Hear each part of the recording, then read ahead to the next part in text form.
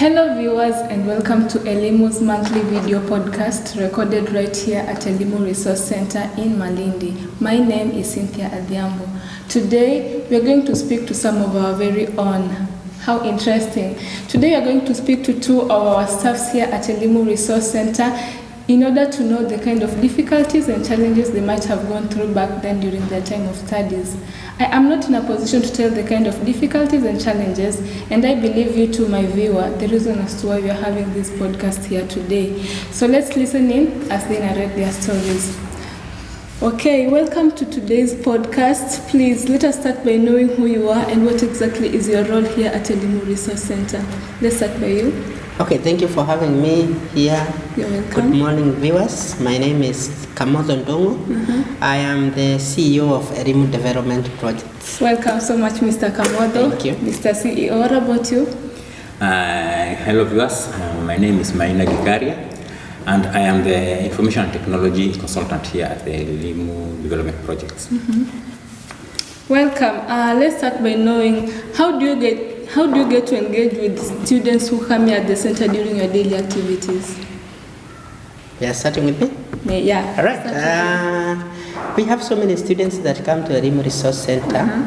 Plus, we have some of our own that are in the other project, like the school sponsorship project, Nyumbani Kwetu, Heri Ministries, Upendo, and the community at large. So what we do, we have a lot of programs that we do for them at the center, mentorship, career talks to them.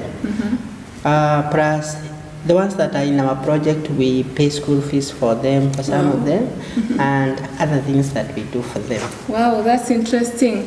You get to listen to some of the stories of the students who come here at the center probably. Does this remind you of in any way your time of, can you relate to whatever they go through and what you went through as a student back then, Mr. Maina? Yeah, we can. Because, they're growing up, they're coming, and I was there before. So the path that they passed, I'm still the one that I had passed before. So it's easy for me to relate with them. What they are going through, something that I've gone through also. So I come there in between to advise them. When I see them going the wayward side, and I try to advise them the best way forward. Wow. Okay, so first things first, let's start by knowing, a brief summary of what your life was like as a student. What do you remember most, Mr. Kamotho? I remember growing up in the rural Kenya, place called Kinangop in Nyandarua County. I was in a public school. I used to walk like the children do for, maybe some of them walk for a few kilometers than I used to go, because I used to walk for like 5 kilometers. Wow, that's long. I used to go to school without shoes, torn uniform, lack of reading materials. I used to be sent away from school because of school fees. And I really relate with the kids that I see here going to public schools mostly. Exactly. Yeah. Wow. What can you remember most during your primary school, like Mr. Maina? For me, I won't say I went to a rural school. I was privileged enough to go in an urban area town. So I used to go with our car, buses to school. I had no big issue. And that I can see some kids here who are not that too privileged place, but always urban place. Even though even coming from a good privileged area, I still had my hardship. So let me ask you, in primary school you used to use a vehicle to go to school? Yeah, during I used to those stay times? 20 kilometers from school. It was in I'm grown up in Nairobi area, the city center. So I was brought up where I used to get to a bus, to school. Wow. Okay, during your primary school life, Mr. Kamotho, you were in the rural areas of Nyandarua. How was it like? Did you have homeworks during your time? Yeah, sure. We used to have more subjects. I see the students these days, they have like 5 subjects. We used to have like 12. Wow. So you can imagine we used to have a lot of lessons during the day. Sure. Plus the subjects that maybe were not scheduled for that day, the teachers would also give us some homework. Wow. That means we used to have more homework than the kids at the moment are getting. What about at home? Did you have the daily course? We used to have a day, yeah, sure. We had cows, I had to fetch water like from a kilometer or so away every evening. Wow. And I had to do all the chores like washing my clothes. So how are you managing your homework and your schoolwork? Your homework, and the daily chores at home, because you say you are walking at a very long distance to go to school. My mom was very tough, and she made sure that we are taking our responsibilities both at home and at school.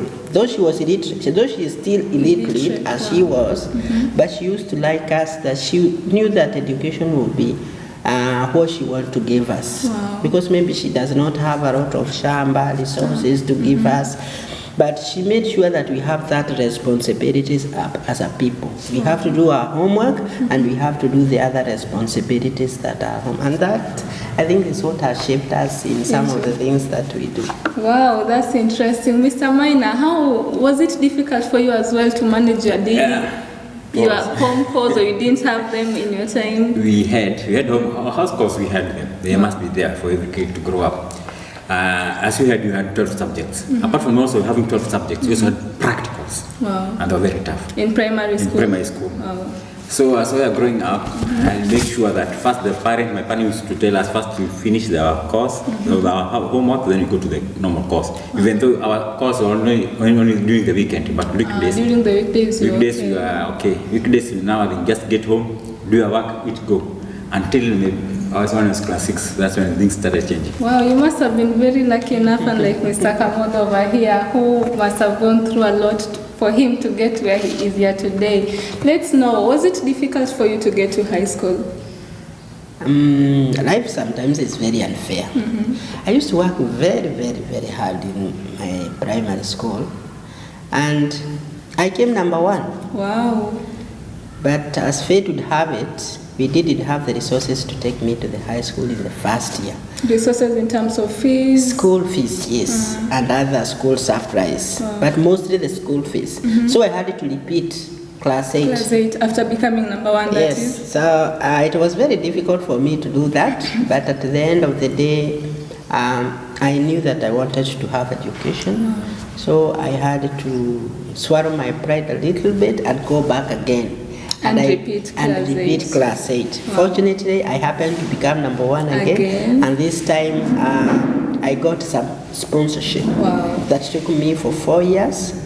And my high school, I would say, was good because I was never sent away because of the school fees. Wow, that's interesting. Hard work indeed pays, and I think patience also pays, because you managed to be in school for 2 years in class 8. Yes. Wow, that was enough for you. What about you, Mr. Maina? Was it difficult for you to get to high school? It was not difficult. That I was not number 1, I was number 4. I was told directly. My dad had an accident, so he was not working. The income now started changing because most of things were going to his medical attention. But I was lucky enough, some part of insurance did pay for us. Okay, not for me per se, but my siblings, part of it paid for them to go to finish the high school. So it was easy for me to go to high school. Though somehow I became naughty, and my dad had to punish me, took me to my aunt to do some shambas, to dig in the gardens there, to know how lovely it is, to not to take it for granted. And that changed my course. Okay, apart from school fees and managing the daily chores in your primary school life, what other struggles did you have as a student back then? Excuse me. Most of the struggles that I would say I had, you see, about it, education. In education, you need to have the resources so that you'll be able to read. You have to have books. We didn't know about internet. In fact, internet just came the other day for me. So I think it is the resources. Mostly it is the resources to make me who I am. I didn't have like mentorship sessions. I used to have teachers that could mentor me, but we were not brought like a group to be done some mentorship. So you see our choices of the careers that we needed. Some of us knew from the beginning what we wanted to be. So we used to work towards that career. But it was very difficult because we did not have the resources that are required to make that one happen.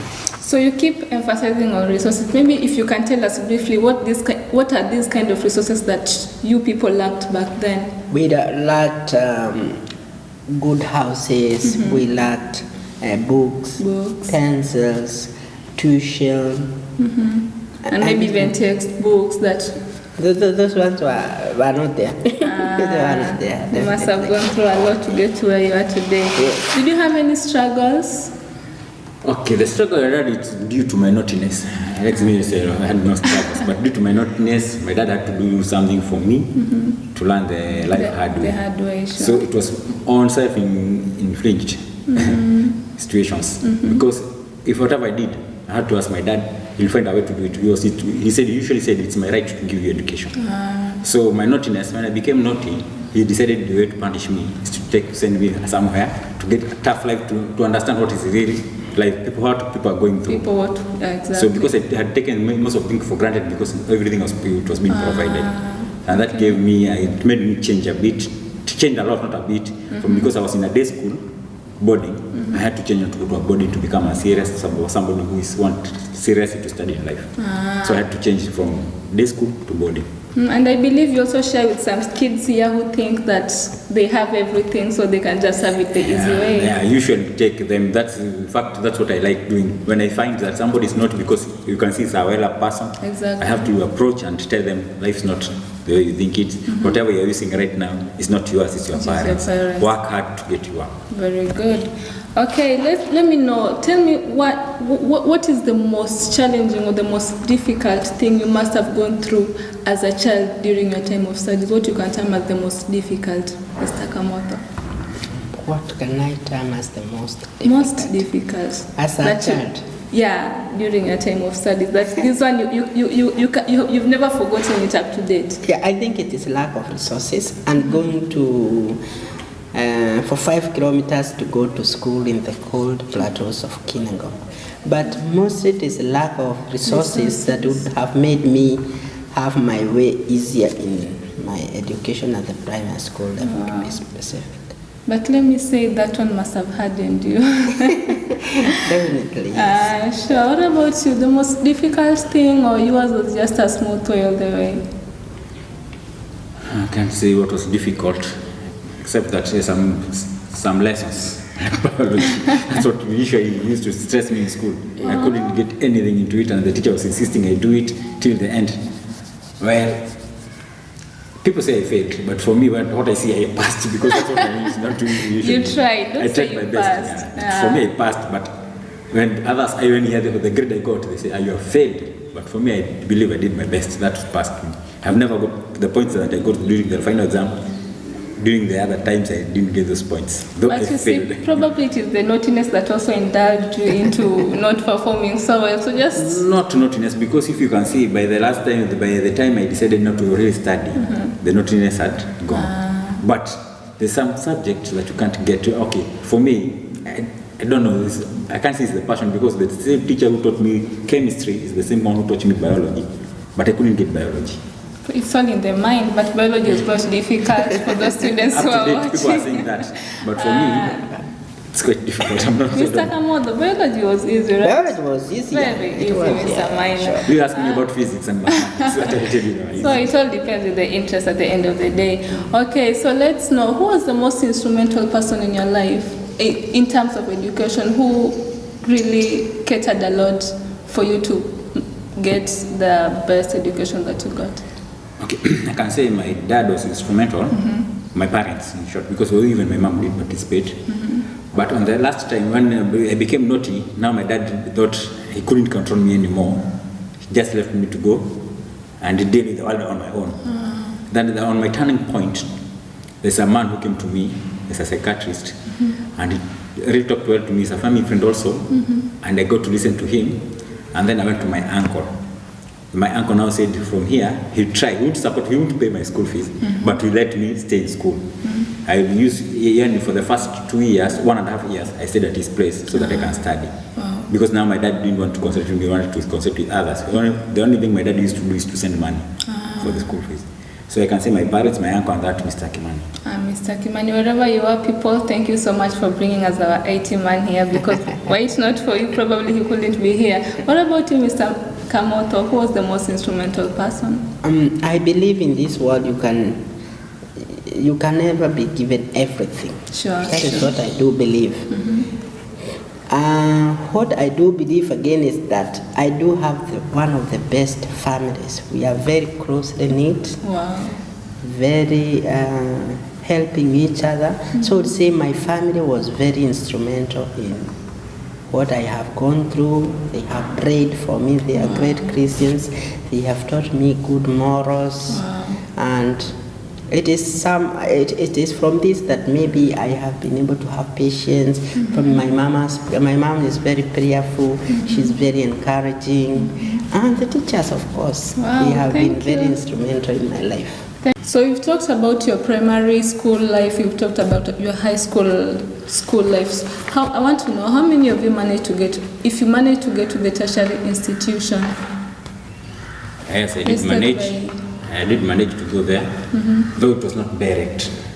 On my past month, the combination of what I had done would not take me to university. So because my friends were going there and I really needed us to be seen there, I had to look at an alternative, and I was called in a parallel program, and I was sponsored by 2 companies, my dad's companies, and I went there. Even though I dropped on the midway, I changed my course, went to do electric and electronics. Still, I was good, but something happened. That the introduction to computers in Kenya made me change my idea. So I told my dad I want to change. He said, I won't pay for you anymore. It's up to you now. I changed myself. I did my manual work and went to work. So in short, you paid your own college fee. Yeah. Wow, that's interesting. Mr. Kamotho, how easy or how difficult was it to get to the college or university? If you managed to get there? I believe, and this is something that I'll tell the viewers, that when you are given an opportunity, please grab it. It does not come so much often.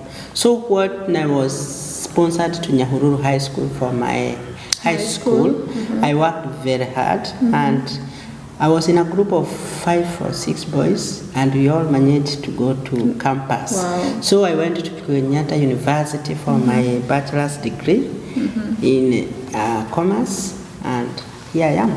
Wow, that's interesting. So what I wanted to say was that I paid using through HELP. HELP is the Higher Educational Loans Board Assistance, and this is what took me to school, and I would like this center to have to act as a center where we can disseminate this information to students, because I passed through hell before I could know that there was something called HELP. And the course for also those who don't know, those who don't do so well in high school, I believe. As we wind up, let me know, how does your experience help you relate with children here at the center, your experience now as a student? Okay. And what advice can you give them as well? The experience, taking things for granted in life. I had to go through some issues with my parents, so the best thing I did is to learn from it. Sure. So when I see kids here who are well up and they're trying to take things for granted, I try to advise them, and tell them that the future belongs to you, not for your parents, not for anybody. And things that advice that I can tell them is that time will never stop or wait for anybody. So they have to look at their time and keep working hard. Time waits for no man. Mr. Kamotho. Our Elimu Development Projects is a charitable organization that deals with the youth, and it focuses on the children and the youth and their future. So the experiences that I have undergone through my life, like high school, and I had an opportunity to work for this organization, is that we try to gear all the programs and all the projects toward helping the youth in the best way that we know that our experiences have taught us. So when you see this Elimu Resource Centre here, It came because we knew the students are lacking resources at their home. They don't have conducive environment to study. So when we come up with the projects, we come up with the projects that are related to the experiences that we have never had. And we thank God that they have been of great help to many students. And thank you so much for coming up with such a very instrumental organization. Your last words, you haven't? I haven't. Yeah, you haven't told us.